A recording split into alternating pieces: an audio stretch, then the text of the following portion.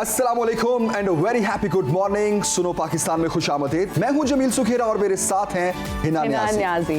Thank you Jameel, कैसे हैं आप? मैं बिल्कुल ठीक हूं, आप ठीक हैं? अल्हम्दुलिल्लाह, आई एम गुड टू। और आज सड़कें बहुत खाली थी, है ना? बच्चे इस वक्त सो रहे हैं, स्कूल की छुट्टियां हो चुकी हैं जी। और पेरेंट्स भी इस वक्त जो है ना बड़े सुकून और सुख की सांस लेकर इस वक्त घरों में जो है वो अपनी रोजमर्रा की जिंदगी गुजार रहे हैं, क्योंकि सर्दी बहुत ज्यादा है और अब यकीनन आज से सर्दियां एंजॉय करने के प्लान्स बनेंगे। शाम को कहाँ जाना है, कल कहाँ जाना है, परसों लाइक 1-2 हफ्ते आपने किस तरह गुजारने हैं, और फिर न्यू ईयर आ रहा है, उसके प्लान्स अलग होंगे। बिल्कुल, वो दावतें, वो सारी प्लानिंग अलग होगी। लेकिन मुझे लगता है माओं के लिए काम बहुत ज्यादा बढ़ गया, क्योंकि जैसे ही बच्चों की छुट्टियां होती हैं माओं पे जो है वो वर्कलोड ज्यादा हो जाता है। फरमाइशी सिलसिले शुरू हो जाते हैं कि आज ये खाना है, आज ये बनाना है, ये खरीदना है, ये चाहिए।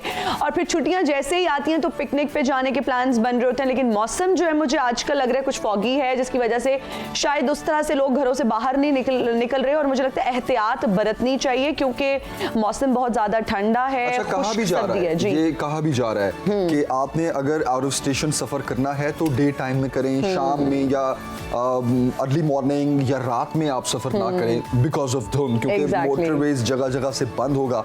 और जहां तक आपने ही ना ये बात की कि पेरेंट्स के लिए, माओं के लिए खास तौर पे अब एक नई एक्सरसाइज शुरू हो गई कि वो बच्चों की फरमाइशें पूरी होंगी और एक पूरा मसरूफ दिन गुजरेगा। लेकिन आप ये देखें ना, हम वो बच्चे जो थोड़े से बड़े हैं उनको ये पैगाम देंगे कि आप अपनी माओं का हाथ बटाएं, ना कि आपकी माएँ ये सोचें कि मेरे बच्चे जो हैं अब वो छुट्टियां हैं 2-3 हफ्तों की और घरों में बैठ गए हैं और मुझे इनकी खिदमतें करनी हैं दिन रात।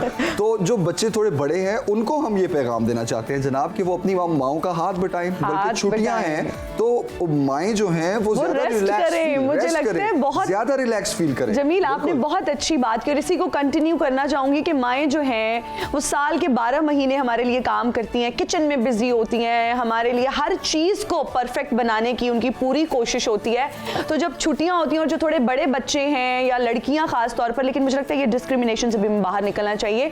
चाहे लड़कियां हैं चाहे लड़के हैं, वो अपनी माओं का हाथ बटाएं, किचन में जाएं या फिर अपनी वालदा के लिए कोई अच्छा सा आप खाना बना सकते हैं, कोई मील प्रिपेयर कर सकते हैं। लड़कियां जो है वो कुकीज बना सकती हैं, केक बेक करके अपनी वालदा को जो है वो तोहफे में दे सकती हैं, क्योंकि सारा साल वो आपके लिए काम करती हैं, हमेशा अवेलेबल होती हैं। चाहिए ही ना, बिल्कुल आपने सही कहा।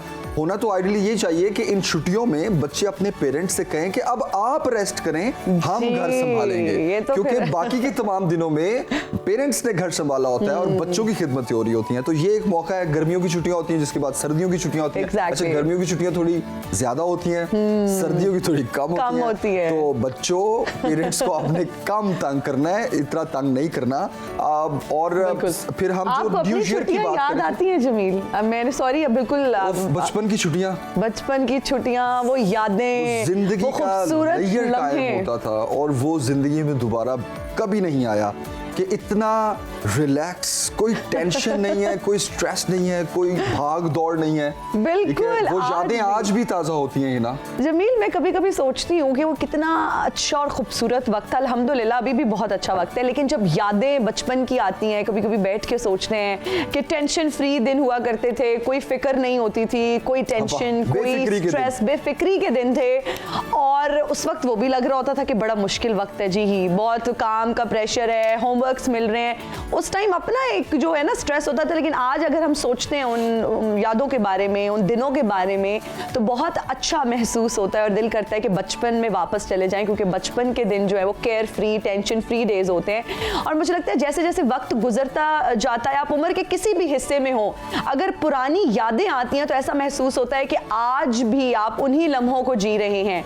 और मुझे लगता है कि यादें ना बहुत ही एक जबरदस्त चीज होती हैं। कभी आपको हंसाती हैं, कभी रुलाती हैं। बिल्कुल, कभी हंसाती हैं और कभी रुलाती हैं। और बचपन में हम कहते थे कि जल्दी जल्दी बड़े हो जाएं, और जब बड़े हो गए तो अब हमें वो यादें सताती हैं कि हम इतनी जल्दी बड़े क्यों हो गए और इतनी जल्दी ये वक्त क्यों गुजर गया। तो खैर जनाब, आज की हमारी अच्छी बात भी यही है कि जो यादें हैं उनको अच्छा बनाया जाए, उनको खुशगवार बनाया जाए।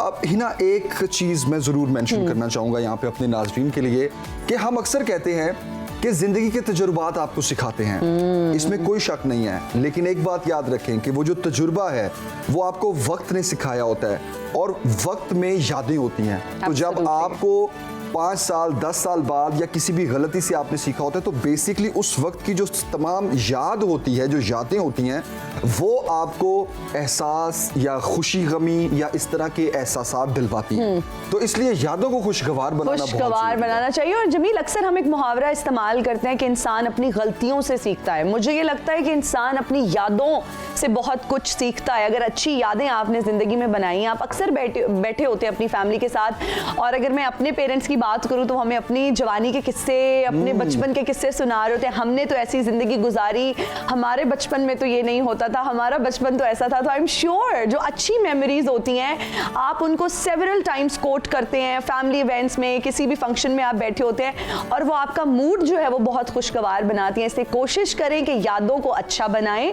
और यादों को नॉस्टैल्जिया होता है ना, जब अच्छी यादों को आप याद करते हैं, और अच्छा नॉस्टैल्जिया भी है जो जिंदगी में बहुत जरूरी है। जो आपने बात की ना, हमें ये एहसास नहीं होता कि हमारे पेरेंट्स हमारे पे सख्ती कर रहे हो या कुछ सिखा रहे हो, कुछ बता रहे हो, किसी चीज से मना कर रहे हो, तो हमें उस वक्त थोड़ा अनोइंग लग रहा होता है। अच्छा, जब पेरेंट्स ये कहते हैं ना कि बेटा इसी उम्र से मैं गुजरा हूँ, ठीक है, और मेरे से तुम कुछ नहीं छुपा सकते, या जब पेरेंट्स ये कहते हैं कि हमारे से सीखो, तो यकीन जानिए कि जब आप बड़े होते हैं, प्रैक्टिकल लाइफ में आते हैं, एक मैरिड लाइफ गुजारते हैं, तो तब आपको पता चलता है अपने बच्चे को देख के कि अच्छा मैं ऐसा था। और जब मेरे पेरेंट्स मुझे सिखाते थे तो मैं ये कहता था, तो अब देखिए ये मेरे साथ ये हो रहा है, पिक्चर नजर आ रही है ना। अब मैं इसको कार्मा तो नहीं कह सकता, कार्मा तो नहीं है, बट जब आप बिल्कुल आप सही कह रहे हैं, I think I can not still relate to this feeling, लेकिन since you are married and you have a baby too, मेरा बेटा है और उसकी जो शरारतें हैं, अब वो जब शरारतें करता है, मुझे वो एक फीलिंग्स, अच्छा मैं भी इतना था, मेरे पेरेंट्स ने मुझे इतना संभाला, अब ये मेरे से कुछ छुपा रहा है, ठीक है, अब इसने कोई नुकसान कर दिया है, तो ये चाह रहा है कि पता ना चले, तो वो मैं अपने आप को उससे रिलेट करता हूँ कि मेरे पेरेंट्स ने ये वाला टाइम कितना खुशगवार गुजारा होगा और मैंने कितना अपने पेरेंट्स को तंग किया होगा। तो जनाब, यादें जो हैं, ये आज की अच्छी बात थी कि यादें जो हैं वो बहुत अच्छी होनी चाहिए, खुशगवार यादें होनी चाहिए। और यादों की बात हो रही है तो मलका तरन्नुम नूरजहां की यादों को ताज़ा करते हैं। आज उनको अपने मदाहों से बिछड़े जो है वो 22 बरस बीत गए हैं जी। और मलका तरन्नुम नूरजहां, हर गीत उनका लाजवाब और हर अंदाज उनका सदाबहार, आज भी उनकी रस घोलती आवाज जो है, उनकी सुरों की मलिका कहा जाता है। बिल्कुल। अच्छा जमील, कानों में जो है वो जो ना रस घोलती आवाज है, आज भी आप सुने तो आप you feel for a minute कि मैं सुनता रहूं, मैं आंखें बंद करूं, है ना, रिलैक्सिंग बड़ा।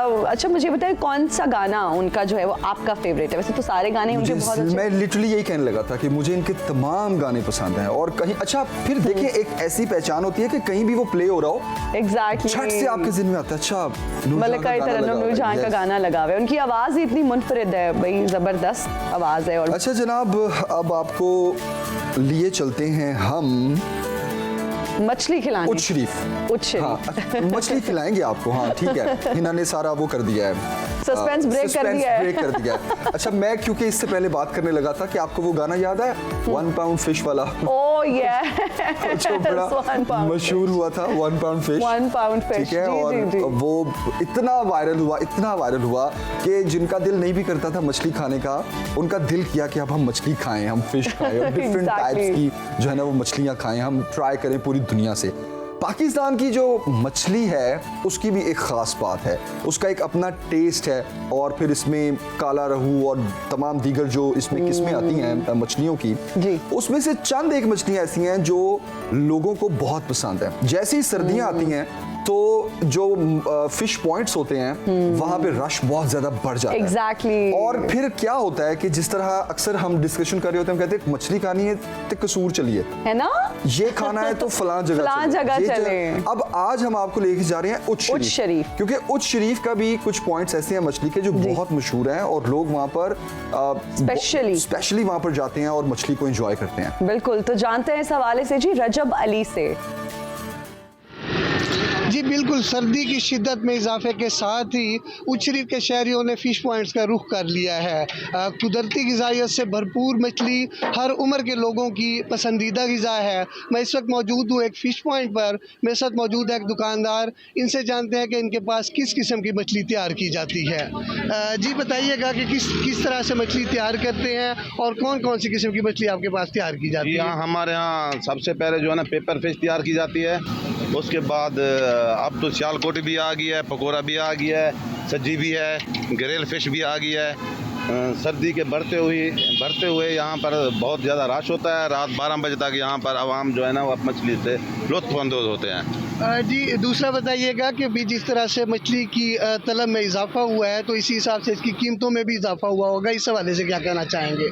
जी हाँ, कीमतों में इजाफा हुआ है। महंगाई के साथ साथ गैस का रेट भी ज़्यादा है और घी के रेट भी ज़्यादा हैं, इसलिए कुछ महंगा हुआ है।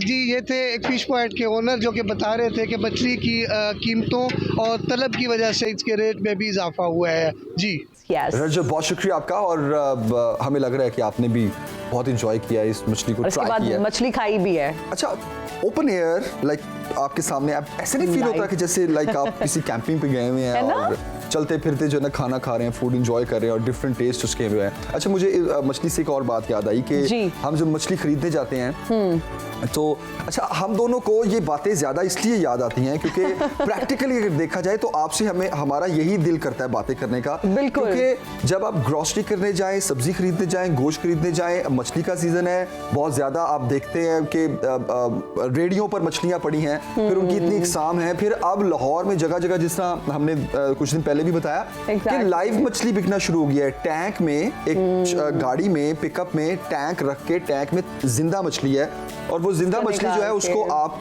उसी टाइम बाय करें और वो आपको उसको तैयार करके देंगे, उसका गोश्त बना के देंगे। उसकी रीजन क्या है हिना? जी, क्योंकि जो मछली थोड़ी पुरानी हो जाती है उसका टेस्ट खराब हो जाता है। ठीक है, उसकी मैरिनेशन से लेके और उसको स्टोर करने तक भी आपको वो टेस्ट नहीं आता जब उसको आप फ्राई करते हैं, जब बनाते हैं या ग्रिल करते हैं। उसकी कुछ निशानी है कि जी उसका कान उठा के देखें तो नीचे अगर वो पिंक कान, यस, मछली का कान, गलफड़े, नेवर सीन मछली का कान। आपको याद होगा वो वर्ड गलफड़े, आई थिंक यस। उठा के देखिए तो वो थोड़ा पिंकिश होगा। अगर वो थोड़ा पिंकिश होगा तो इट मींस कि ये ताजा है। अगर वो ब्लैक हो चुका हो, कलर चेंज कर चुका होगा तो वो थोड़ी पुरानी हो चुकी है। तो मछली खरीदने से पहले उसके गलफड़े देखने चाहिए, गलफड़े के नीचे से उठा के देखना चाहिए। फिर आपने जब मछली खरीदनी है तो जो फिश स्केल्स होते हैं जी, जिन्हें उर्दू में चाने कहते हैं। हाँ, वो जो उतार के देते हैं। हमें पीसीआर से आवाज आ रही है लेकिन समझ नहीं आ रही। उतार के देते हैं बिल्कुल उसको, ठीक है, उन्हें छांड के दे देने, ला के दे देने, ठीक है। वो सबसे लजीज मछली होती है। और फिर इसमें कैसे, वो तो हर मछली के ऊपर स्केल्स होते हैं। नहीं होता ना हर मछली के ऊपर। बहुत सी फिश ऐसी है जो इंपोर्ट की जाती है और वो इस तरह की नहीं होती। फिर इसमें एक हलाल हराम की तमीज भी आती है। इतना ये वास्ट टॉपिक है। तो ये जो सैल्मन वगैरह हम खाते हैं रेस्टोरेंट्स में, बहुत हाई एंड रेस्टोरेंट्स में, उसमें ये चाने नहीं होते मछली के ऊपर? I don't know आप कौन सी खाती हैं? I don't know। अभी मैंने लेटेस्ट जो खाई थी वो सी बैस खाई थी। कुछ मछलियां ऐसी हैं जो पानी में गंद खाती हैं। और कुछ ऐसी हैं जो बिल्कुल भी लाइक गंद नहीं खाती। ये भी तो बड़ा कॉम्प्लिकेटेड होता होगा जमील, आइडेंटिफाई करना कि मछली में हलाल मछली फिर हराम मछली कौन सी है। जिसके स्केल्स हैं वो हमारे लिए हलाल है। अच्छा, जिसके स्केल्स हैं, ऑल राइट, ओके। जिसके स्केल्स नहीं है वो हमारे लिए हलाल नहीं है। वेरी इंटरेस्टिंग जमील, वैसे I didn't know this, thank you. आपने मेरी जो है ना इंफॉर्मेशन में इजाफा कर दिया जनाब। यहाँ लेते हैं एक ब्रेक, हाजिर होंगे ब्रेक के बाद, कहीं मत जाइएगा, देखते रहिए सुनो पाकिस्तान। वेलकम बैक जनाब। गवर्नर पंजाब ने वज़ीर आला परवेज़ इलाही को डीनोटिफाई कर दिया है और गवर्नर बुलीगुर रहमान ने ट्वीट में कहा कि वज़ीर आला पंजाब परवेज़ इलाही ने मुकर्ररा वक्त और दिन पर एतमाद का वोट नहीं लिया। चीफ सेक्रेटरी पंजाब ने गवर्नर पंजाब के अहकामात पर अमल दरामद कर दिया और परवेज़ इलाही को डीनोटिफाई करने का नोटिफिकेशन जारी कर दिया। रात गए ये एक बड़ी खबर आई सामने। इसी पर बात करने के लिए हमारे साथ मौजूद हैं सीनियर एंकर पर्सन, सीनियर तज्जियाकार राना मुबश्शिर साहब। राना मुबश्शिर साहब, बहुत शुक्रिया हमें ज्वाइन करने के लिए and good morning. Is it a good morning sir? Simple सा सवाल सियासत को लेके। It's a very tricky question. Good morning. But you know, I was listening to you a minute before probably, और आपने मछली के तरीके बताए हैं ना कि मछली केड़ी सही होती है तो केड़ी सही नहीं होती. जी sir. I was really impressed. Seriously, Jameel. I was so impressed. Had you been fishing around? Sir पहले तो शुक्रिया राणा साहब, पहले तो शुक्रिया. और I tried you know but I couldn't fishing. I tried to fish around but I couldn't. But anyways, this was a different sort of a remark. This was a sarcastic remark. American slang, like fishing around, means something else. Yeah, exactly. अच्छा, you know, अभी if you ask this question to Parvez Elahi साहब वाला, it's very unfortunate. होता पता है क्या है? ये जो होता है ना किसी जगह पे ना, जो हमारे कॉन्स्टिट्यूशन है या लॉज जो है ना, किसी जगह पे साइलेंट होते हैं. ठीक है, साइलेंट के उसको डिस्क्राइब नहीं किया होता, तो इन डिटेल इन डेप्थ में जाके ना उनको बताया नहीं गया होता. So when they are written, जब लिखे जाते हैं तो उसमें वो उसकी तफसील नहीं होती. We put it this way कि अगर ये सर्कमस्टेंसेस होंगे, ये सिचुएशन होगी तो फिर क्या होगा. So when you get stuck into that situation, तो वहां आपको जरूरत पड़ती है तशरीह की, यानी कि उसकी ट्रांसलेशन की, कि भाई इन सर्कमस्टेंसेस में अगर ये लॉ अप्लाई किया गया है या ये कॉन्स्टिट्यूशन का ये क्लॉज अप्लाई किया गया है तो उसका आउटकम क्या होगा. सो उसके लिए फिर यू नो उस साइलेंट जो सेंटेंसेस या लॉज होते हैं ना, उनको टैप करने के लिए या उनकी तशरीह के लिए you have to go to the court.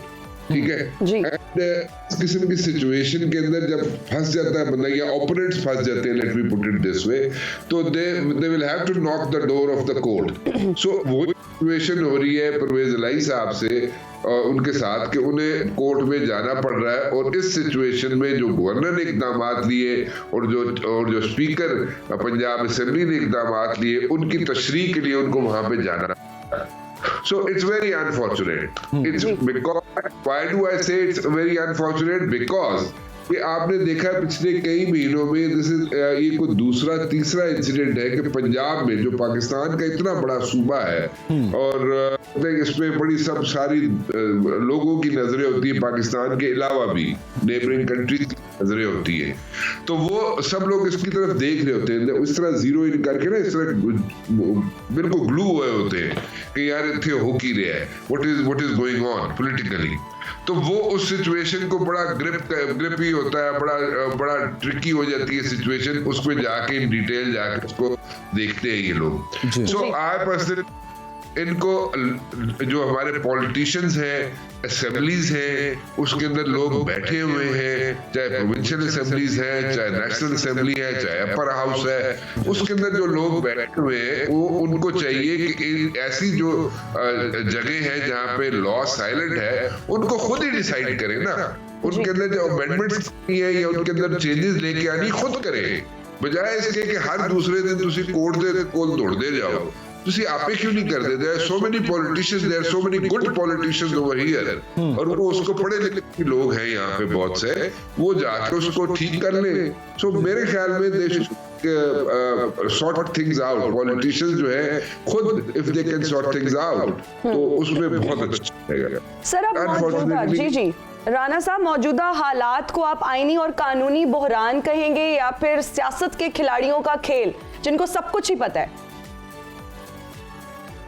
देखिए, पता तो सब कुछ सबको है. जितने पॉलिटिशियंस बैठे हुए हैं, they are very seasoned politicians, to be very honest. और जिस तरीके से बड़े सीजन है, अगर चौधरियों की बात करें तो उनसे ज्यादा सीजन पॉलिटिशियन कौन होंगे? कोई भी नहीं हो सकता.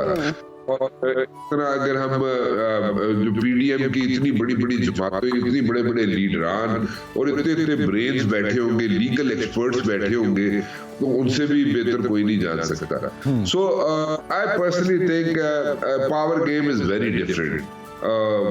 वो जरा डिफरेंट होती है. उसमें यू नो आप कैच 22 सिचुएशन में जब आ जाते हैं तो फिर एक सिचुएशन पे फंस जाते हैं जिस वक्त आप, तो वो उसमें आपको कोई ना कोई इश्यूज आते हैं, फेस करने पड़ते हैं, बट इट्स वेरी अनफॉर्चुनेट, क्योंकि इससे अगर पॉलिटिकल स्टेबिलिटी नहीं होती ना मुल्क के अंदर, तो इकोनॉमिक स्टेबिलिटी, जब इकोनॉमिक स्टेबिलिटी नहीं होती तो फिर और इश्यूज जो है वो रेज होने शुरू हो जाते हैं। सो अगर इन चीजों को लेके चला जाए तो बहुत अच्छे तरीके से, बड़े ऐसे तरीके से काम हो सकते हैं, लेकिन पॉलिटिशियंस है, पॉलिटिक्स है, एक दूसरे को ऐसी जगह पे पहुंचाते हैं, ऐसी नहज पे पहुंचाते हैं कि वो अगला बंदा हिल ही ना सके। लेट्स पुट इट दिस वे। सही। तो राज साहब, अभी अब आने वाले दिनों में क्या हालात देख रहे हैं आप फिर, क्योंकि जिस तरह अभी गवर्नर ने सीएम को डिनोटिफाई कर दिया, फिर खबरें ये आ रही है कि हमजा शहबाज को वापस बुलाया जा रहा है और अदालतों का रुख किया जाएगा। अब आई डोंट नो उसमें किसको रिलीफ मिलेगा, जो अदालतों का रुख किया है किसको रिलीफ मिलेगा और किसको नहीं मिलेगा। तो कोई अंदर की खबर है तो शेयर करें ना सर। देखिए, ये बड़ी ट्रिकी सिचुएशन है। मेरा नहीं ख्याल कि अगर चौधरी बरादरान जो है, अगर किसी तरीके से मेरी this is not a information, this is not a Intel, मैं अपना एनालिसिस दे रहा हूँ यहाँ पे कि अगर चौधरी बरादरान जो है अगर जंप कर जाते हैं बोर्ड पीटीआई की और दूसरी तरफ चले जाते हैं, तो मेरे में शायद उनको रिलीफ मिल जाए। ठीक है, और अगर वो जंप नहीं करते पीटीआई की बोर्ड और इसी तरह रहते हैं और इसी तरह रहने की कोशिश करते हैं, तो मेरे ख्याल में शायद उनको रिलीफ ना मिले। राणा साहब, लास्ट टाइम जब ऐसी सिचुएशन थी तो काफली के दो धड़े बन गए, तो इस बार क्या आप देख रहे हैं कि आप जो बात कर रहे हैं कि जंप आउट वाली सिचुएशन के चांसेस ज्यादा लग रहे हैं फिर? देखिए, इस वक्त देखें ना, अगर इलेक्शंस के हिसाब से देखा जाए तो अगर इलेक्शंस के उस वक्त तक क्या होता है, जब भी इलेक्शंस होते हैं, चाहे 6 महीने बाद, 4 महीने बाद, साल बाद होते हैं, उस वक्त क्या सिचुएशन बनती है, उस वक्त तक कुछ भी हो सकता है, क्योंकि हमारी डे टू डे पॉलिटिक्स चलती है पाकिस्तान के अंदर। एक दिन कुछ और होता है, सुबह कुछ और होता है, शाम को कुछ और होता है। So it's a very tricky situation कि उस वक्त तक एनालाइज करना कि इलेक्शंस में, जनरल इलेक्शंस में क्या होगा।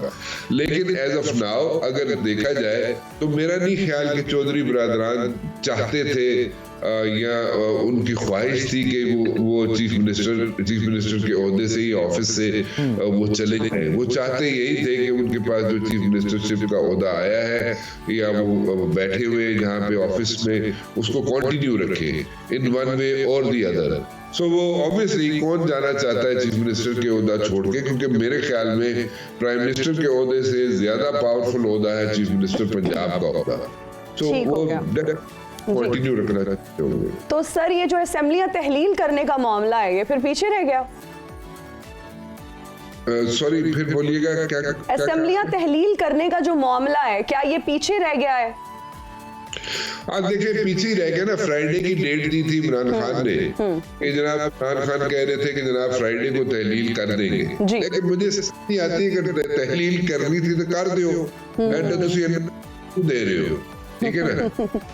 अपने ऑपोनेंट को या अपने मुखालफीन को इतना टाइम तो नहीं देते ना आपके जी मैं 1 हफ्ते बाद या 10 दिन बाद कर दूंगा। नहीं, करनी होती है तो आप कर देते हैं, यू जस्ट डू इट। ठीक है, वो बंदे को टाइम दे रहे हैं कि वो अगला जो मौका दे रहे हैं कि वो जितने भी डिसीजन ले सकता है, या जो भी इफ पार्ट्स या उसके अंदर जो लूप होल्स हैं उस डिसीजन में, उनको उसके अंदर कैसे वो अपनी जगह बना सकता है। कि वो मतलब मेरे ख्याल में अगर डिसॉल्व करना ही मकसद होता तो वो तौर पे कर देना चाहिए था इमरान खान साहब को।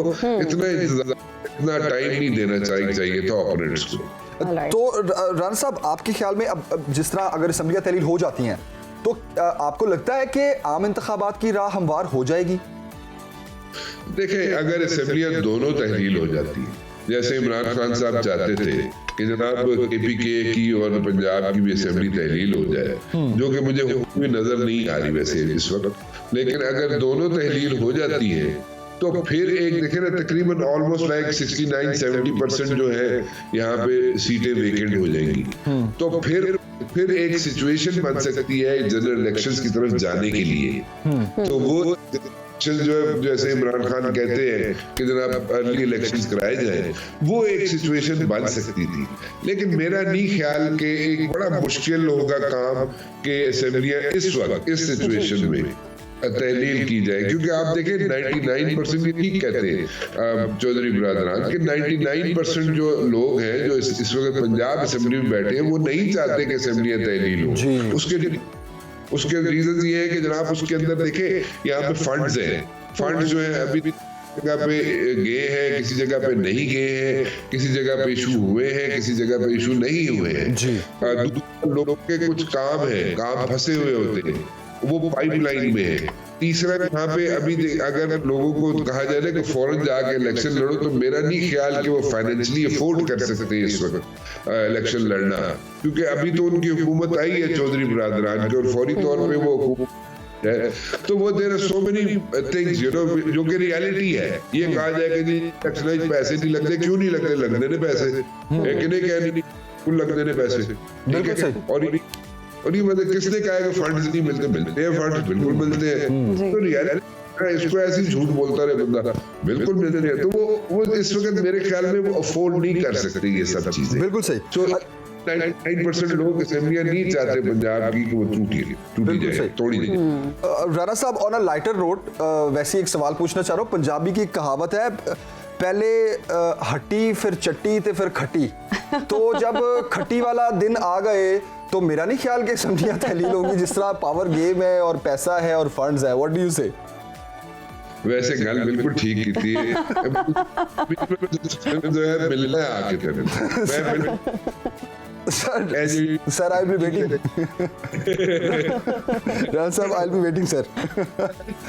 वैसे जमीन को रेस्टोरेंट तो नहीं खोल रहे हैं? खोल रहे हैं सर, बिल्कुल खोल रहे हैं और जल्द आपको भी इनवाइट करेंगे। सर, आप तक खबर पहुंच गई है। कर रहे हैं ना ये सारी डिटेल दस रहे हैं ना, फ्रेजेस यूज कर रहे हैं ना, ये आप लोग मेंटली प्रिपेयर कर रहे हैं, सवाल बनू करिए यार।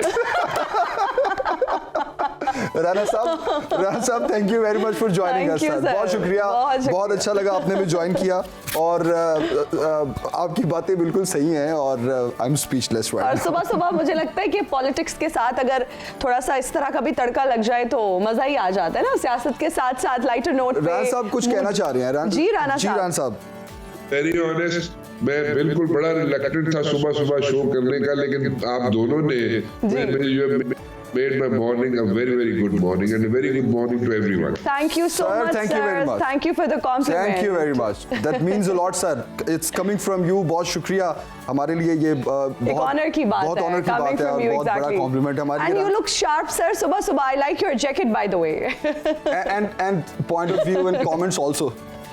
Seriously, it's really cold over here in Islamabad. Yeah. But ठंड लग रही। जी बिल्कुल, यहाँ पर भी कुछ ऐसे ही हालात हैं। Thank you so much once again Rana साहब, बहुत शुक्रिया, आपने हमें सुबह अपना कीमती वक्त दिया। बहुत शुक्रिया राणा साहब। और ठंड से मुझे एक बात याद आ गई कि आजकल बड़ी एक मीम इन है कि लाहौर जो है वो नॉन पीटीए नारान का गान बना हुआ इस टाइम। एक ब्रेक लेते हैं जी, एक ब्रेक हाजिर होंगे। ब्रेक के बाद देखते हैं ये सुनो Pakistan. And we're right back after the break. You're watching सुनो पाकिस्तान और अब शेयर करेंगे कुछ इंटरेस्टिंग खबरें from all over the world. Asia के 50 बेहतरीन सितारों में 8 पाकिस्तानी भी शामिल हैं। 2022 में पाकिस्तानी फनकारों के लिए उनके करियर के लिहाज से मैं कहूंगी कि एक बहुत अच्छा साल था और बहुत से अदाकारों ने इंटरनेशनल प्रोजेक्ट्स में भी काम किया। इस हवाले से बरतानवी जरीदे ईस्टर्न आइज ने साल के 50 बेहतरीन फनकारों की जो है वो एक लिस्ट जारी की, जिसमें 8 पाकिस्तानी फनकारों के भी नाम शामिल हैं। और अगर उन फनकारों की बात करें, उनमें फवाद खान, आतिफ असलम, सज्जल अली, अरूज आफ्ताब, हदीका कियानी, हुमायूं सईद, शाय गिल और अली सेठी शामिल हैं। और बहुत खुशी होती है जब हमारे स्टार्स, हमारे एक्टर्स, हमारे सिंगर्स, हमारे आर्टिस्ट किसी भी प्लेटफॉर्म पर हमें इंटरनेशनली रिप्रेजेंट करते हैं। और अभी कुछ हाल ही में अवार्ड्स भी हो रहे थे जिसमें हमारी एक्ट्रेसेस गई हुई थी और अगर मैं उनके फैशन फैशन सेंस की बात करूँ तो I would like to compliment Mahira Khan. She looked beautiful और बहुत एलिगेंटली हमेशा से ड्रेस अप होती हैं, बहुत प्यारी लग रही थी। और इसी तरह अगर यहाँ पर मैं अपने डिज़ाइनर मोहसिन नवीद रांझा को भी क्रेडिट देना चाहूँगी कि अभी हाल ही में उन्होंने जो है वो इंडिया की सुपरस्टार के साथ काम किया, जानवी कपूर के साथ, और बहुत ही ज़बरदस्त उनकी कलेक्शन उन्होंने वहाँ पर पहनी, उनका फोटोशूट हुआ। और फिर उन्होंने जानवी कपूर ने अपने वीडियो पैगाम में ये कहा कि आज तक इतने खूबसूरत, इतने रॉयल कपड़े मैंने नहीं पहने। तो जब हमारे डिज़ाइनर्स भी हमें जो है ना इस वो फील्ड में हमारे डिजाइनर्स हो गए, एक्टर एक्ट्रेसेस हो गई, हमारी ड्रामा इंडस्ट्री हो गई, हमारी फिल्म इंडस्ट्री हो गई, एग्जैक्टली वाकई बहुत फख्र महसूस होता है और बड़ा प्राइड मोमेंट होता है हमारे लिए, खास तौर पर ये खबर शेयर करते हुए कि 8 पाकिस्तानियों के नाम भी 50 बेहतरीन, पूरी दुनिया के 50 बेहतरीन अदाकारों में पाकिस्तान के भी 8। नहीं, वी फील रियली प्राउड जब इस तरह की कोई खबर आती है और हम आप तक पहुंचाते हैं, खुशी भी होती है, फख्र भी महसूस होता है, और फिर दिल करता है कि हमारे आर्टिस्ट इसी तरह से हमें और भी प्लेटफॉर्म्स पर रिप्रेजेंट करते रहें। यस, बिल्कुल। आगे बढ़ते हैं जनाब और कुछ बात करते हैं चूहा बिल्ली के खेल की। अच्छा, ये चूहा बिल्ली का जो खेल है, सियासत से इस खबर का कोई ताल्लुक नहीं है। खबर कुछ यूं है कि चूहा सीना तान कर खड़ा हो गया और बिल्ली भागने पर मजबूर हो गई। कहानी कुछ यूं है नाज़रीन कि चूहे और बिल्ले पर बनने वाली मशहूर तरीन cartoon series Tom and Jerry तो आपने देखी होगी, लेकिन अब एक ऐसी वीडियो वायरल हुई है जिसमें आप हकीकत में एक छोटे से चूहे को देखेंगे जिसने बिल्ली को भागने पर मजबूर कर दिया। ये वीडियो इस टाइम आप देख सकते हैं। छोटा सा चूहा भागता नहीं बल्कि सीना तान कर खड़ा हो जाता है और बिल्ली का मुकाबला करता है। इस वीडियो को अब तक लाखों बार देखा जा चुका अच्छा, और है। इस वीडियो की इंटरेस्टिंग बात यह है कि जब बिल्ली आगे बढ़ती है और उनको नोचने की कोशिश करती है तो चूहा उन पर हमला करता है और वो वाकई डटकर खड़ा हो जाता है। और ये रियल टॉम एंड जेरी, मैं इनको कहूंगी कि ये रियल लाइफ में हमें इस तरह के सीन्स देखने को नहीं मिलते।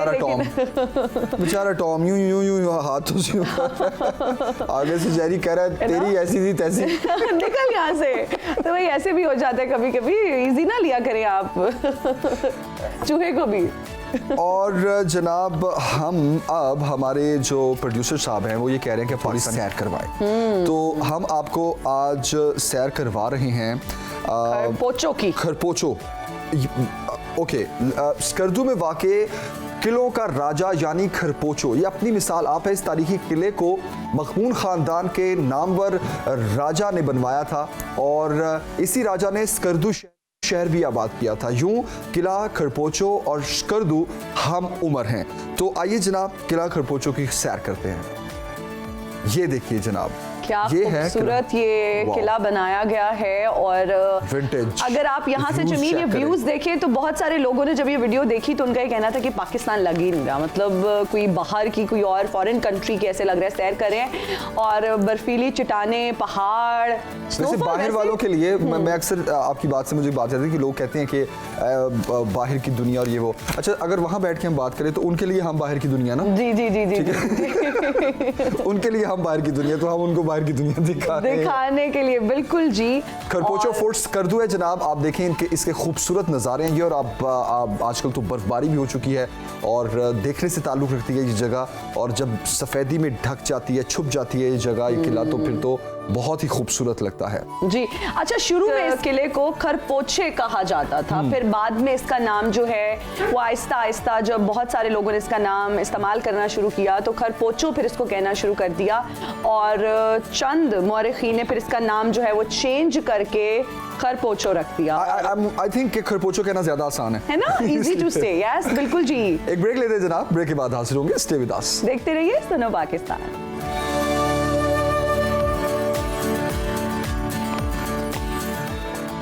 और हम हाजिर हैं ब्रेक के बाद, और आज प्रोग्राम में हमने एक बहुत ही अहम शख्सियत को मदऊ किया है। एक ऐसी खातून है जो कि यतीम बच्चों की कफ़ालत कर रही हैं, और इन्होंने ये काम जो है 15 बच्चों की कफ़ालत से शुरू किया, एक घर से शुरू किया, और अब माशाल्लाह 55 बच्चों की कफ़ालत कर रही हैं और 3 घर पर ये मुश्तमिल है।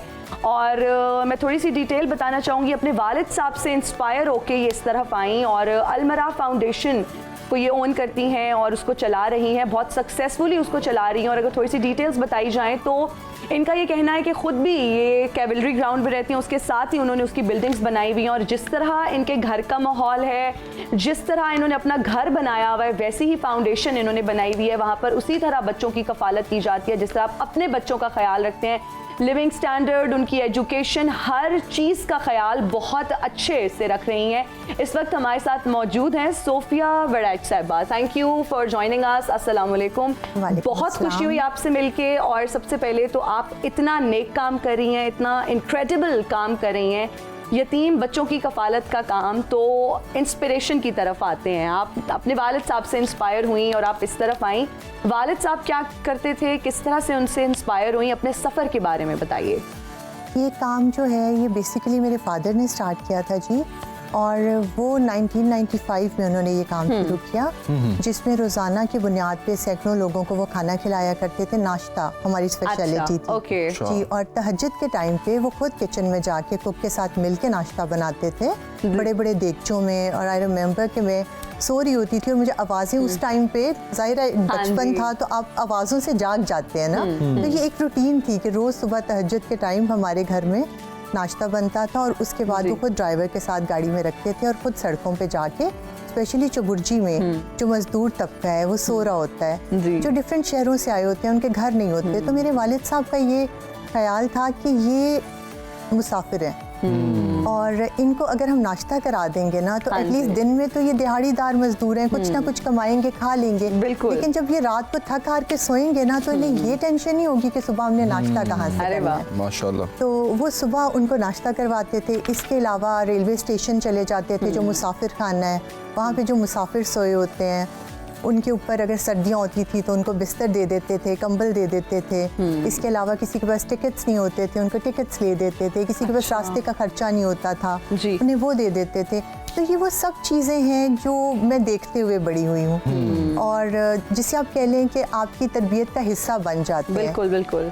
मतलब हम लोग जो एक बात कहते हैं ना कि अपने बच्चों को हम ये कर लो, ये करना चाहिए, अच्छी बातें बताते हैं, तो मेरा अपना ये ख्याल है कि बच्चे बताने से कम सीखते हैं, जो वालिदैन को करता हुआ देखते हैं ना वो बच्चे ज़्यादा सीखते हैं। माशाल्लाह, इतना नेक काम है और अल्लाह ताला आपको मज़ीद हिम्मत दे। और जिस तरह आपने अपने वालिद साहब से ये इंस्पिरेशन ली और आप उसको कैरी कर रही हैं, ये सबसे खूबसूरत और अच्छी बात है। लेगेसी को कैरी करना और फिर यतीम बच्चों की कफालत जो है वो अफजल तरीन अमल है। तो आपकी जो फाउंडेशन है वो किस तरह से बच्चों की कफालत करती है, उनका रहन सहन और ख़ास तौर पर तालीम को किस तरह आप देख रही हैं, वो थोड़ा बताइए। यहाँ मैं आपको थोड़ा सा इसका बैकग्राउंड बताना चाहूँगी कि my father died in 2009 and being the only child of my parents, मुझे उनकी लेगेसी को आगे लेके चलना था।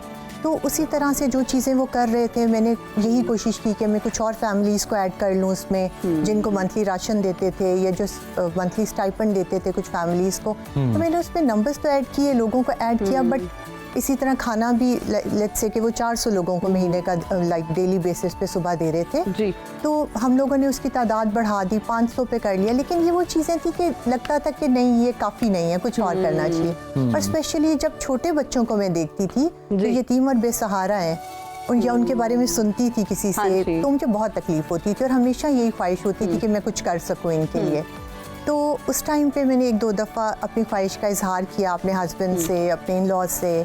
तो उस वक्त उन्होंने कहा कि नहीं देखो तुम्हारे अपने बच्चे भी बहुत छोटे हैं। मैं आपको यहाँ बताती चलूँ, मेरे माशाल्लाह 4 बच्चे हैं जी, 2 बड़ी बेटियाँ हैं मेरी और 2 छोटे बेटे हैं। तो उस वक्त उनको ये था कि आप शायद ना उन बच्चों के साथ उस तरह इंसाफ नहीं कर सकोगी, ना अपने बच्चों के साथ ना उनके साथ, बिल्कुल। तो थोड़ा सा इनको बड़ा होने दो। तो इतने साल तक फिर हम वही चीज़ें करते रहे जो मेरे वालिद साहब कर रहे थे, उसी को आगे लेके चलते रहे। लेकिन फिर लास्ट ईयर फाइनली हम लोगों ने अलवरा फाउंडेशन को रजिस्टर कराया और फिर हम लोगों ने अपना घर बनाया जी, उन बच्चों का अपना घर। उसको हमने अपना घर का नाम इसलिए दिया है कि जब वो बच्चे स्कूल जाते हैं या वो बच्चे कहीं पे भी जाते हैं, लाइक अपने फ्रेंड्स से मिलते हैं, सब कुछ करते हैं, तो वो ये जब कोई पूछे उनसे कि आप कहाँ से आए हो, तो वो ये नहीं कहें कि हम अलमरा फाउंडेशन से आए हैं या खुदा न खास्ता हम किसी ऑर्फनेज से आए हैं। ये मैं इसलिए कह रही हूँ कि हमने उसको कभी ऑर्फनेज नहीं कहा। नहीं कहा। वो बच्चे कहेंगे उन हम अपने बच्चों घर से का आए हैं। अपना घर है, अपना घर है, और वो बिल्कुल। आपको मदर कहते हैं, मुझे वो आपके मामा husband कहते को हैं जी। और मेरे हस्बैंड को पापा कहते हैं, और मेरी बड़ी बहनों को आपी कहते हैं। उनको बिल्कुल वही एक फीलिंग है घर कि वाला हमारी बड़ी माहौल। बहनें हैं। जबरदस्त बिल्कुल। जबरदस्त, माशाल्लाह। और हम जरूर विजिट भी करेंगे, क्योंकि बिल्कुल जी, जब बिल्कुल। मेरी आपसे भी बात हो रही थी अभी ब्रेक में, तो ये कह सोफिया साहिबा का ये कहना था कि हम बताना जितना जरूरी है उससे ज्यादा जरूरी है कि लोगों को दिखाया जा सके। जो बातें हम टीवी पर बैठ के करते हैं, बहुत सारे लोग शायद ये सोचते हो कि बातें तो कर रहे हैं लेकिन दिखाया नहीं गया, तो हमारी ये भी जरूर कोशिश होगी कि हम उसको विजिट करें, बिल्कुल। अपने घर में हम जरूर आएं बिल्कुल। और अपने नाजरीन को भी दिखाएं। अच्छा सोफिया साहिबा, इस अलमरा फाउंडेशन के बारे में बताइए, ये नाम कहाँ से और किस तरह से आपने ये कंसीव किया और ये कैसे जहन में आया कि इसका नाम ये होना चाहिए, इसका मतलब क्या है? ये अलमरा जो है ये बेसिकली कुरान पाक के जो हरूफ मुकत्तियात है ना, जी। अलिफ लाम मीम रा, उनको इकट्ठा करके बनाया गया है अलमरा। अच्छा, माशाल्लाह। और इसको जहाँ पे भी कुरान पाक में ये अल्फाज एक साथ इस्तेमाल हुए हैं, अलिफ लाम मीम रा, तो इनकी जो एडजेसेंट आयत है ना वो समहाउ नॉलेजेबिलिटी से रिलेटेड है। अच्छा, तो ओके। इस वजह से हमने इसका नाम अलमरा रखा है। अच्छा, अलमरा आपने बताया कि लास्ट ईयर ही आपने इसको जी, रजिस्टर करवाया है और फिर माशाल्लाह इसको आपने बड़े स्केल पर कर लिया जी। और बच्चों की पूरी कफालत वहाँ पर जारी है। तो आप किस तरह फाइनेंशियली किस तरह चला रही हैं आप इसको, और कौन कौन आपके साथ अटैच है? क्या कोई हुकूमती सरपरस्ती भी है? ये काम जो पहले मैंने आपको इसका बताया वो सब कुछ तो हम लोग हमेशा से खुद से कर रहे थे। उसमें हमने कभी किसी से कहा नहीं था, Funds कभी या फैमिली कुछ। से या किसी से, तो वो काम हम खुद से कर रहे थे। अच्छा। बट अब जब हमने बच्चों की जिम्मेदारी ली तो ये बहुत जिम्मेदारी का काम था। जाहिर है बच्चों के लिए हमने कैवलरी ग्राउंड में घर लिया, उसको स्टेट ऑफ द आर्ट तरीके से बच्चों की ज़रूरियात के मुताबिक डिज़ाइन किया। बिल्कुल। फुली एयर कंडीशनड है वो घर, अच्छा। मतलब हर फैसिलिटी जो आपके हाँ जी। अपने घर में है ना बच्चों के लिए। प्राइवेट स्कूल में वो बच्चे पढ़ने के लिए जा रहे हैं। इसके अलावा हमने उन बच्चों के लिए साइकोलॉजिस्ट अरेंज की हुई हैं जो डेली बेसिस पे आती हैं और उन बच्चों के साथ काम करती हैं, क्योंकि उनकी पर्सनैलिटी में बहुत सी चीज़ें ऐसी रह जाती हैं जो वो डिफरेंट जी, ट्रॉमा बिल्कुल। से गुजर के आते हैं। तो हम ये चाहते हैं कि उनकी पर्सनैलिटी पे अभी से काम किया जाए ताकि आगे जाके वो जब सोसाइटी में जाए ना तो पॉजिटिवली कंट्रीब्यूट ये कर बहुत सकें। अच्छी बात यहाँ पर आपने की, क्योंकि ऐसे बच्चे जब आते हैं तो वो मेंटली बहुत डिस्टर्ब्ड फील बिल्कुल। करते हैं, बाकी बच्चों से अलग महसूस करते हैं। बिल्कुल। तो जिस तरह से आपने कहा कि बच्चों के साथ साथ काउंसलिंग भी हो रही है। अच्छा, बच्चों की थोड़ी सी रूटीन की बात करते हैं। बच्चों की रूटीन क्या होती है, किस तरह से सारा दिन वो अपना गुजारते हैं? बच्चे जी सुबह उठते हैं और उठ के उनका होता है प्री ब्रेकफास्ट, ठीक है, उसमें हम उनको खजूर और बादाम खिलाते हैं। अच्छा। ओके। क्योंकि बच्चे आते हैं, जाहिर है इनमें डिफरेंट बैकग्राउंड से आए हुए हैं और बहुत मुश्किलात से निकल के आते हैं, तो इनमें बहुत सी डेफिशिएंसीज भी होती हैं बच्चों बिल्कुल। की। तो हम लोगों ने, हमारी न्यूट्रिशनिस्ट भी हैं बाय द वे, वो भी हमें गाइड ओके, करती हैं कि बच्चों को जबरदस्त, क्या आपने माशाल्लाह। खिलाना है। अच्छा, उसके बाद उनका तैयार होते हैं स्कूल के लिए, फिर ब्रेकफास्ट करते हैं, फिर इनका बहुत अच्छे प्राइवेट स्कूल में हमने एडमिशन कराया हुआ है कि बच्चे वहाँ जाते हैं पढ़ने के लिए। अच्छा। ठीक है, वहाँ से वापस आते हैं, उसके बाद चेंज करते हैं, फिर इनका लंच टाइम हो जाता है, उसके बाद फिर कारी साहब आ जाते हैं, फिर साइकोलॉजिस्ट आ जाती हैं, उसके बाद फिर मेरे साथ इनका इंटरेक्शन होता है। हम लोग अपनी गेम्स वेम्स खेलते हैं, स्टोरी टाइम करते हैं, या बाहर बच्चों के झूले लगे हुए हैं घर के अंदर ही, वहाँ पे बच्चों का थोड़ा प्ले टाइम होता है। और इसके बाद शाम में थोड़ा सा टीवी, कार्टून्स वगैरह, और बस फिर उनका बेड टाइम हो माशाल्लाह। जाता है। और इसके अलावा वीकेंड्स पे हम ये इंश्योर करते हैं कि हम एक दफ़ा हफ्ते में इन बच्चों को बाहर आउटिंग पे लेके जाएं, अच्छा। जिसमें रेस्टोरेंट्स होते हैं, अरे वाह। शॉपिंग होती है। और मेरे हस्बैंड जो कि कभी शॉपिंग में जाने में इंटरेस्टेड नहीं हुए, जिंदगी में लाइक 20 साल हमारी शादी को हो गए माशाल्लाह, जी। बट मैंने कभी नहीं देखा वो मेरे साथ शॉपिंग गए हो। बट अब इन बच्चों के साथ वो हर वीक शॉपिंग जाते हैं। वेरी अरे नाइस। वाह, और ये जबरदस्त, सवाल मैं अभी पूछने लगा था माशाल्लाह। सोफिया साहिबा से कि बच्चों को पूरा एतमाद बनाने के लिए आप क्या करती हैं? तो माशाल्लाह उनको उनकी रूटीन आप देखिए, और फिर साइकोलॉजिस्ट भी है, न्यूट्रिशनिस्ट भी है, उनकी काउंसलिंग भी होती है, और उनको बिल्कुल ये फील नहीं होता।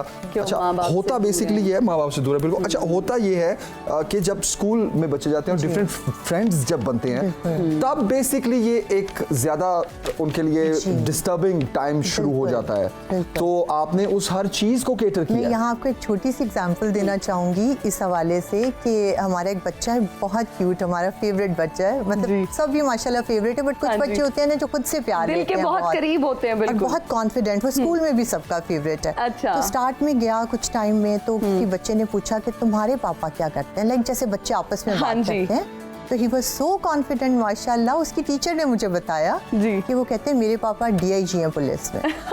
लाइक और इतना माशाल्लाह उन सब बच्चों का कॉन्फिडेंस लेवल कि वो यही कहते हैं कि हमारे पापा DIG हैं और हमारी मामा जो है वो दुनिया की सबसे अच्छी मामा है। और मतलब इतना वो बच्चे प्यार करते हैं कि आप यकीन करो हिना, लाइक जब मैं चली जाती हूँ उस घर के अंदर, जब मैं एंटर होती हूँ वो सब बच्चे इस तरह से मुझे आके गले मिलते हैं कि मेरा दिल चाहता है मैं वापस जाऊँ और मैं फिर से आऊँ। इसलिए मेरा हर घर में, अब पहले हमने स्टार्ट किया था एक घर से, लास्ट ईयर हमने एक घर शुरू किया था 15 बच्चों के साथ। उसके बाद स्टार्ट में तो हमें लगता था कि शायद एक ही घर हम कर सकेंगे और एक ही घर काफ़ी होगा और इन 15 बच्चों के साथ ही शायद हम कम्प्लीटली इन्हीं को लेके चलेंगे आगे।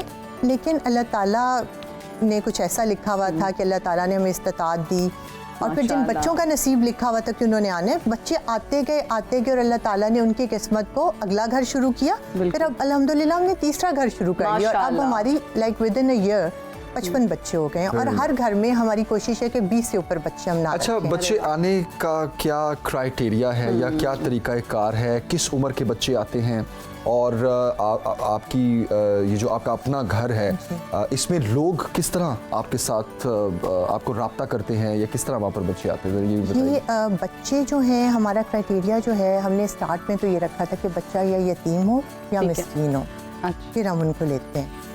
लेकिन हुआ कुछ इस तरीके से कि एक दफ़ा कुछ बच्चे थे, उस वक्त मेरे पास 5 बच्चे थे, तो एक खातून आ गई, वो हमारे इर्द गिर्द कहीं नेबरहुड में काम करती थी। उसने बाहर देखा, उसने सुना इधर उधर से बाहर गार्ड वार्ड से, तो वो आ गई। तो उसने कहा कि मैंने बहुत तारीफ़ सुनी है इधर की, तो प्लीज़ मैं अपना बच्चा आपको दे दूँ।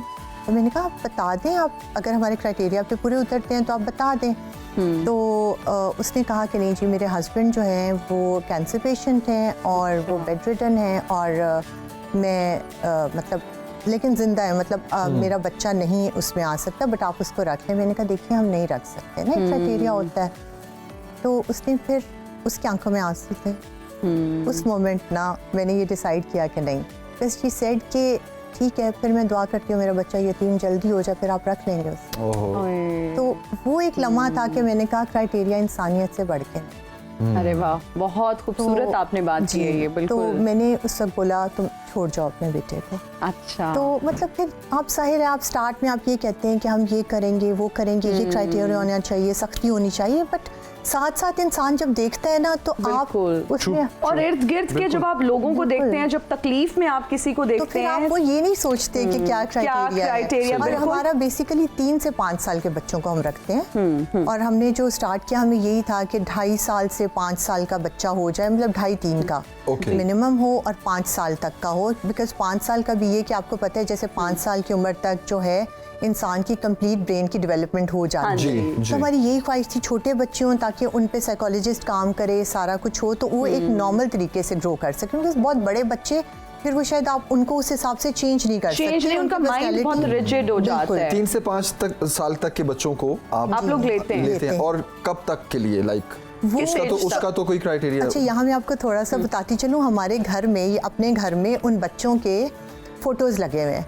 लाइक उस पर मैंने, हमारी साइकोलॉजिस्ट ने, बच्चों की टीचर ने मिल के काम किया कि आप क्या बनना चाहते हो। उनको डिफरेंट वीडियोस के ज़रिए, डिफरेंट चीज़ों के ज़रिए, पायलट क्या होता है, आर्मी ऑफिसर क्या होता है, पुलिस ऑफिसर क्या होता है, डॉक्टर क्या होता है। तो उन बच्चों ने काफ़ी टाइम लगाया, बिकॉज आपको पता है जो बच्चे होते हैं एक दिन कहते हैं डॉक्टर बनना है, नेक्स्ट डे कहते हैं मैंने आर्मी में जाना है। तो वो करते करते जब हमें लगा कि नहीं, फाइनली इन बच्चों का इंटरेस्ट भी इस साइड पे है और ये बच्चा डॉक्टर बनना चाहता है, उसकी एक सोच है डॉक्टर बनने की, तो हमने उनकी उन यूनिफॉर्म्स पहना के उसमें फ़ोटोज़ लगा दी हैं बड़ी करा के, फ्रेम करा के। बिकॉज ये बच्चे जब रोज़ उठते हैं और जब देखते हैं कि मुझे आर्मी में जाना है, मैं एक आर्मी ऑफिसर हूँ, तो उनको एक मोटिवेशन मिलती है और वो अपने आप को उसी तरीके से जब इतने साल तक देखते रहेंगे तो वो कर लेंगे वो इंशाल्लाह। आपने बड़ी अच्छी बात की और अक्सर मैं ये कोट भी करती हूँ कि मेरी एक दोस्त थी, वो अपने नाम के साथ बचपन से ही डॉक्टर लिखती थी, हालांकि अभी वो पढ़ रही थी और अब शी इज अ डॉक्टर माशाल्लाह। तो ये बहुत मैटर करता है आपकी अपना जो माइंडसेट अगर बचपन से ही वो बन जाए। अच्छा सोफिया साहिबा, ये बताइएगा कि अगर कोई डोनेट करना चाहता है, फंड्स आप लोगों को देना चाहता है, तो किस तरह आप लोगों से रब्ता करे और क्या ये काम बेसिकली तो जब मेरे फादर ने स्टार्ट किया, उसके बाद उनकी डेथ हुई, तो ये सब कुछ हम खुद से कर रहे थे। अच्छा। और अब जब लास्ट टाइम हमने जब स्टार्ट किया ये अलमिरा फाउंडेशन, जैसे मैंने आपको बताया कि बहुत जिम्मेदारी का काम है, तो उसमें फिर हमारे जो करीबी लोग थे, जो हमारी फैमिली थी अपनी, हमारे क्लोज फैमिली फ्रेंड्स थे, इसी तरह से जो इर्द गिर्द के लोग थे जिन्होंने देखा कि हम ये नेक काम कर रहे हैं, और एक बैकग्राउंड था ना, लोग जानते थे इतने साल से ये लोग कर रहे हैं, तो लोग खुद ब खुद आए और उन्होंने खुद ब खुद सपोर्ट किया। और अब मैं आपको यहाँ पे थोड़ा सा एक बताना चाहूँगी कि हम लोगों ने जब दूसरा घर शुरू किया ना, हमारे पास बच्चे आ गए जी। तो हम सोच रहे थे दूसरा घर स्टार्ट करें, तो उस टाइम पे हमें मुश्किल लगा कि अच्छा घर तो ले लिया, इसको फर्निश करना, कम्प्लीटली हर चीज़ उसमें करना, तो हमें लगा कि अभी शायद हमारे पास इतने पैसे नहीं है, क्या करें। फिर हमें अचानक से याद आया कि हमारे एक बुजुर्ग थे, उन्होंने हमें कहा था जब हम ये स्टार्ट करें तो उन्होंने कहा बेटा जिस दिन तक आपकी नीयत तो आप लोग सोचोगे और वो काम हो जाएगा। आप बिलीव करो, उसी दिन सुबह एक बहुत क्लोज फ्रेंड है मेरे हस्बैंड की, उनकी कॉल आई और उन्होंने कहा कि मैंने सुना है तुम लोग नया घर स्टार्ट कर रहे हो। मैंने कहा बिल्कुल हम कर रहे हैं शुरू। तो उन्होंने कहा अच्छा तुम ना भाभी के साथ बैठ जाओ, उसकी लिस्ट बनाओ, उस घर में जो जो कुछ तुम लोगों को चाहिए ना मुझे लिस्ट भेजो और वो चीज़ें पहुंच जाएंगी। तो उस दिन हमें यकीन आया कि ये वाकई हकीकत है कि आप सोचते हैं और अल्लाह ताला आपकी ख्वाहिशात को पूरी और अल्लाह ताला वसीले बना देते हैं अगर आप अच्छे और नेक काम का इरादा करें। और जो काम आप कर रही हैं यतीम बच्चों की कफालत का काम, मुझे लगता है बहुत बड़ा काम है। पाक सल्लल्लाहु अलैहि वसल्लम का फरमान है कि अगर तुम चाहते हो कि तुम्हारा दिल नरम हो जाए और तुम अपनी मुरादों को पालो तो यतीमों पर रहम सही किया बात है, करो। बिल्कुल ऐसे ही है। तो ये तो नेकी का काम है। जो लोग इसमें डोनेट करना चाहें, जो लोग इसका हिस्सा बनना चाहें, ये तो अल्लाह ताला का और उनका मामला है। हम तो बीच में एक उनके लिए वसीला है। बिल्कुल। आपको कांटेक्ट किस तरह किया जाए? कोई जी हमारे बैंक अकाउंट्स हैं जी, और नेट पे सर्च किया जाए अलमरा फाउंडेशन को आप देखिए, उस पे हमारी वेबसाइट भी है, हमारे फेसबुक इंस्टा पे भी हैं और हमारे बाकायदा अकाउंट्स हैं, उस पे आप बिल्कुल देख सकते हैं। बहुत शुक्रिया सोफिया वडाइच साहिबा, आज आप आई, आपने कीमती वक्त हमें दिया और बहुत बड़ा आप नेकी का काम कर रही हैं। हम उम्मीद करते हैं कि आप इसको और मजीद आगे लेकर चलें और एक नहीं बल्कि आप 3 से 50 घर आप लोग बना लें और अल्लाह ताला आपको मजीद हिम्मत दें। और ये जब तक हिम्मत और नियत रहेगी इसी तरह लोग आपके साथ जुड़ते रहेंगे। बहुत नेक काम कर रही हैं आप और thank you very much for joining us. अब एक ब्रेक लेंगे जनाब, ब्रेक के बाद हाजिर होंगे। देखते रहिए सुनो पाकिस्तान। एक बार फिर खुशामदीद, आप देख रहे हैं सुनो पाकिस्तान। तो नाज़रीन अभी हम बात करने जा रहे हैं कि सर्दियों में जो सबसे बड़ा प्रॉब्लम होता है वो फ्लू, नज़ला, ज़ुकाम, खांसी का होता है। इस पर बात करना हमने बहुत इम्पॉर्टेंट समझा क्योंकि फ्लू बहुत सी इकसाम होती हैं फ्लू की और आपको ये पता नहीं चलता कि ये फ्लू किस वजह से है। अब आपका जो लाइफ स्टाइल होता है उसमें आप क्या गलती कर रहे होते हैं, ख़ास तौर पर ठंड में जाते हुए आप क्या गलती कर रहे होते हैं। आप बाइकर हैं, बाइकर बॉयज़ हैं, या गाड़ी पे सफ़र करते हैं या पब्लिक ट्रांसपोर्ट पे सफ़र करते हैं, आपका लाइफस्टाइल क्या है, घर कैसे इलाके में है, आने जाने की बाहर की रूटीन क्या है, ये सब बहुत मैटर करता है। तो इस पर हमने सोचा कि हम आज अपने नाजरीन को बताया जाए। अच्छा जमील, यहाँ पर अपने नाजरीन को बताना चाहूँगी कि जो फ्लू हमें होता है, नज़ला ज़ुकाम हमें लगता है, उसके जो जरासीम है, उसके जो जर्म्स हैं वो साल के 12 महीने मौजूद होते हैं। लेकिन क्या आपने गौर किया है कि ये हमें सर्दियों में ही फ्लू क्यों होता है? जैसे कि आप अब सोच रहे होंगे कि फ्लू हमें ज़्यादातर सर्दियों में होता है, और इसी तरह साइंटिस्ट ने भी सोचा कि फ्लू अगर इसके जरासीम पूरे साल में मौजूद होते हैं तो हमें सर्दियों में ही क्यों होता है फ्लू, जब दर्जा हरारत कम होता है। उसकी वजह जो है ना वो साइंटिस्ट ने ये बताई कि जब आपकी हवा जो है वो सर्द हो जाती है तो हमारे नाक के अंदर जो है वो ऐसे एंजाइम्स होते हैं, ऐसे पार्टिकल्स होते हैं जो कि हमें प्रोटेक्ट करते हैं नज़ला, ज़ुकाम, ठंडी हवा से। लेकिन जब ठंडी हवा हमारे नाक से गुजरती है, हम उस ठंडी हवा में सांस लेते हैं तो वो जो हमारी इम्यूनिटी सिस्टम के जो कह लें कि जो हमारे जरासीम नाक में मौजूद होते हैं जो कि उनके खिलाफ लड़ते हैं, वो एक्टिव हो जाते हैं, वो कमज़ोर हो जाते हैं, वो वीक हो जाते हैं सर्दियों में। खुश्क और ठंडी हवा की वजह से हमारे नाक में जो प्रोटेक्ट करने वाले कुछ एंजाइम्स मौजूद होते हैं, हमें जो इम्यूनिटी को हमारी बॉडी में प्रोटेक्ट करते हैं, वो ठंडी हवा की वजह से 50% उनकी एफिशिएंसी कमज़ोर हो जाते हैं। उनकी एफिशिएंसी जो है वो ठंडी और खुश्क हवा की वजह से कम हो जाती है, जिस वजह से जब हम ठंडी हवा में सांस लेते हैं, और अक्सर आपने देखा होगा आप गर्म कमरे से ठंडी उसमें जाएं, हवा में जाएं या ठंडे माहौल में जाएं या सर्दी में जाएं, तो तो आपको फ़ौरन से फ्लू हो जाता है, आपको छींकें आने लग जाती हैं। उसकी वजह ये होती है कि जब आपका टेम्परेचर जो है घर का, कमरे का या हॉल का एक बैलेंस्ड होता है, नॉर्मल टेम्परेचर होता है, तो आपके जरासीम जो हैं वो नॉर्मल उसमें सही रहते हैं। या जो बहुत सारे, I don't know what is the right term, लेकिन वो एंजाइम्स, हमारे पार्टिकल्स जो है वो हमारे नाक में मौजूद होते हैं, जो कि हमें प्रोटेक्ट करते हैं, हमारी इम्यूनिटी को स्ट्रांग करते हैं। वो जब हम ठंडी हवा में जाते हैं, वो हमारे नाक से ठंडी हवा गुजरती है तो उन एंजाइम्स को वीक कर देती है, जिसकी वजह से हमें फ्लू हो जाता है, हमें खांसी हो जाती है और छींकें आने लग जाती अच्छा, हैं। सर्दियों को कहा जाता है कि ये खाने पीने का मौसम है, आराम करने का जान मौसम बनाने है, का मौसम है। और रजाइयों और सर्दियों में बैठ के ड्राई फ्रूट्स एंजॉय करने का मौसम है। और अगर आपने बाहर जाना है तो तब भी आपकी ये कोशिश होती है। अच्छा आप देखें कि सर्दियों में ज्यादा मजा आता है बाहर, ज्यादा मजा आता है, और सबसे ज्यादा आप के एंजॉय पास। होता है कि अगर बर्फबारी हो रही है तो स्नोफॉल देखनी है। स्नोफॉल अगर बहुत ज्यादा धुंध है तो आए जरा उस धुंध को एंजॉय करते हैं, ठीक है।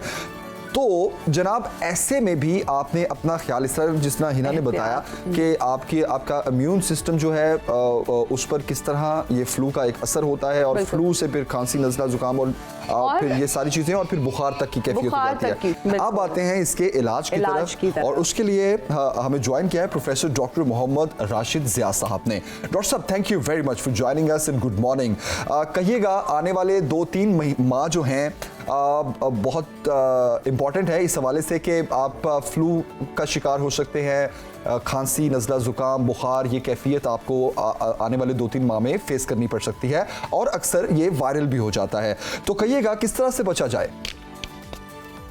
Thank you very much. सर्दियों का मौसम इन्फ्लुएंजा, कॉमन कोल्ड बहुत आम होता है, क्योंकि वायरस का फैलाव बढ़ जाता है और हमारी मुदाफ़ियत थोड़ी कम हो जाती है। जी, हमें चीज़ों का ख्याल करना है कि हमारी बॉडी को एडजस्ट इस तरीके से किया जाए कि हमारा इम्यून सिस्टम, डिफेंस सिस्टम बेहतरीन काम करे। बॉडी को अच्छी तरह कवर करके रखें, बाहर निकले तो मास्क वगैरह लगा लें। स्पेशली जिनको छींकें आती हैं, खांसी है, एलर्जी है, वो लोग इन दिनों में मास्क जरूर लगाएं। दूसरी चीज ये है कि पानी का ज्यादा इस्तेमाल, हल्की गर्म चीजें, हल्के गर्म मशरूबात ज्यादा से ज्यादा लिए जाएं, और कम से कम एक्सपोज हुआ जाए बाहर डस्ट को, स्मोक को। लेकिन खुदारा इन दिनों में कोयला, गैस, इनके हीटर कमरे के अंदर ना जलाए जाएं। इससे इंतहाई खतरनाक गैस पैदा होती है, कार्बन मोनोऑक्साइड, जिससे मौत तक, डेथ तक होने का डर रहता है। इसलिए बंद कमरों में गैस के हीटर, कोयले के हीटर ना चलाए जाएं। जी। डॉक्टर साहब, ये बताइएगा कि वैक्सीन जो है वो कब लगवानी चाहिए और क्या ज़रूरी है लगवानी? वैक्सीन एक बेहतरीन तरीका है। इन्फ्लुएंजा जो सबसे सीरियस मर्ज है, ये एक तो कॉमन कोल्ड है जो हल्का सा जुकाम होता है, खुद ही चला जाता है, उसमें आपको अद्वियात लेने की या बहुत डॉक्टर को दिखाने की जरूरत नहीं होती है। 1 या 2 दिन छींकें आई हैं, नाक से थोड़ा सा पानी आया, आई से इरिटेशन हुई है, ये कॉमन कोल्ड है। इसके लिए बेहतर ये है कि आप रेस्ट करें, हल्की गर्म चीजें लें और ज्यादा सर्दी को एक्सपोज ना हो। लेकिन जो इन्फ्लुएंजा है, इसमें शदीद बुखार होता है, जिसम में पेन होती है और चलना फिरना मुश्किल हो जाता है। इन्फ्लुएंजा एक इंतहाई सीरियस मसला है। इसके लिए इंजेक्शन लगवाना, वैक्सीन लगवाना बेहतरीन तरीका है। ठीक है। आइडियल तरीका तो ये है कि सितंबर में लग जाना चाहिए था, लेकिन अगर आप किसी वजह से लेट हो गए हैं तो देयर नेवर टू लेट, अभी भी लगवा लें। स्पेशली एल्डरली लोग और बच्चों ने, 5 साल से छोटे बच्चों को हर साल ये लगना चाहिए। सही। 60 प्लस लोगों को जरूर लगना चाहिए। वो लोग जिनको एलर्जीज हैं, एस्थमा है, उनको जरूर लगना चाहिए। जी। ये एक ब्लेसिंग है, इसका इंतहाई फायदा होता है। अच्छा डॉक्टर साहब, जो फ्लू शॉट्स हैं जिनका जिक्र आप कर रहे हैं, क्या ये वेरी करता है, डॉक्टर से कंसल्ट किए बगैर नहीं लगवाना चाहिए, या फिर लिमिटेड इसके ऑप्शंस हैं मार्केट में जो आपने लगवानी है? ये हर साल WHO, CDC नया वैक्सीन आता है। ये जो पिछले साल था, इस साल नहीं है। ओके। बेस्ट जो है वो एक ही है पूरी दुनिया में, वो मोस्टली अमेरिका के 2 ब्रांड है, फाइजर और एबिट, उन्हीं के हैं। ये टेट्रावेलेंट है और ये बेहतरीन इंजेक्शन है। इन्फ्लुएंजा से बचने का कि इन्फ्लुएंजा इंतहाई सीरियस मर्ज है, जानलेवा है। जब भी आप गैदरिंग में जाएं, उम्रे में जाएं या बाहर किसी यूनिवर्सिटी हॉस्पिटल में दाखिला लें तो ये लगवाना फर्ज है, मैंडेटरी है। ठीक है डॉक्टर साहब, क्या इससे बचने का ये भी एक तरीका है कि हर वक्त मास्क पहन के रखें, क्योंकि वो अफराद जो ऑफिस में काम करते हैं या अक्सर घर में एक शख्स को नज़ला जुकाम होता है तो सबको लग जाता है, तो व्हाट डू यू रेकमेंड, क्या मास्क पहनना इज द सोल्यूशन? जिसको फ्लू लगा है वो मास्क पहन के रखे हर वक्त? आपकी सजेशन बेहतरीन है, लेकिन हर बंदे को हर वक्त नहीं लगाना चाहिए। ठीक है, ऑफिस में है, ऑफिस में सब लोग कोई स्नीज नहीं कर रहा, कॉफ नहीं कर रहा, उसको एलर्जी नहीं है तो आपको लगाने की हर की जरूरत नहीं है मास्क जी। लेकिन अगर आप डस्ट स्मोक को बाहर एक्सपोज हो रहे हैं, बाइक चला रहे हैं, तो मास्क और हेलमेट लगाना बहुत जरूरी है, आपकी सेहत के लिए भी, आपकी जान के लिए भी। लेकिन जिन लोगों को इन्फ्लुएंजा है, छींकें आ रही है, उन्होंने 100% लगाना है। एक माँ है, उसके 4 बच्चे हैं, मदर को अगर हो गया तो मदर ने लगाना है। और थोड़ा सा एहतियात भी करनी है कि चीजें सेम ग्लास, सेम चीजें शेयर नहीं करनी। ऑलराइट। और डॉक्टर साहब, आपको अगर वैक्सीन लगवानी है तो बेसिकली वो फ्लू होने से पहले लगवानी है, एम आई राइट? एग्जैक्टली। जिन दिनों में आपको ज्यादा शिद्दत से अटैक है एलर्जी का, आपकी सेहत खराब है, आपको बुखार है या इन्फ्लुएंजा हो चुका है, प्लीज उन दिनों में वैक्सीन हरगिज ना लगवाएं। जब आप नॉर्मल रेस्टिंग फेज में आ जाएं, जब आपकी हेल्थ बेस्ट फेज में आए, that's the best time to have vaccine। ठीक है डॉक्टर साहब, अक्सर लोग गैस के हीटर्स चला देते हैं सर्दियों में, उसके साथ पानी रख देते हैं, क्या वो तरीका कार दुरुस्त है? देखें जी, अगर तो और कोई आपके पास सब्स्टिट्यूट अल्टरनेट नहीं है तो आप गैस का हीटर चंद घंटे चलाएं, और जब आप थोड़ा सा रेस्ट करना चाह रहे हैं, बेड पे जाना चाह रहे हैं, तो प्लीज इसको बंद कर दें।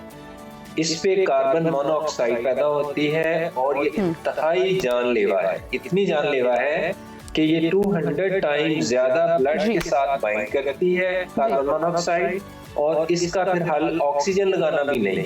आप इमरजेंसी में पहुंच भी जाएं तो बचने के चांस 50-50 हैं। इसलिए सोते हुए कभी भी कमरे के अंदर कोयला या गैस का हीटर लगा के बेड पे मत सोएं, क्योंकि आपको ऊँघ आ जाएगी और मुमकिन है आप डॉक्टर साहब उठ ना सकें। डॉक्टर साहब, जाते जाते कोई टिप दे दें घरेलू तरीके से किस तरह से इसका इलाज किया जाए क्विकली?